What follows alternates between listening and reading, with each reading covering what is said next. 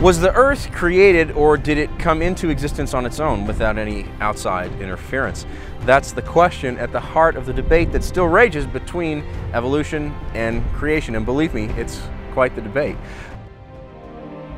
Origins is talking about history, and the problem with history is that if you weren't there and you don't know everything, how could you ever be sure of exactly what happened? When we look at the history of life on Earth, what we see is a constantly changing panoply of different forms appearing.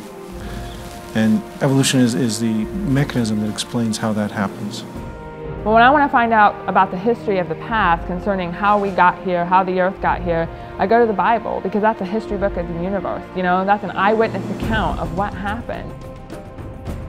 The notion that in this one area science has somehow gone off the rails, and you can't trust what it's done in biology, but the rest of science is perfectly okay, that signals that something else is going on here. The question of the origin of life, the origin of the universe, where we came from, is a historical question. It's a question of origins. You can't go out to the Grand Canyon and recreate the Grand Canyon in the laboratory.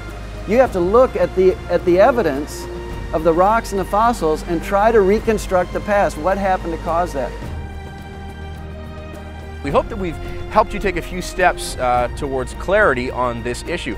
It's very clear to me watching this, and also when I was shooting it, that the 7 experts are totally convinced in their own mind of their position. They believe that they know what is right and true. I think we would all agree that the origin of our species and the question as to what's in play here, creation or evolution, is probably the biggest question any of us are ever going to have to answer. Thanks very much for watching. I'm Todd Candelon.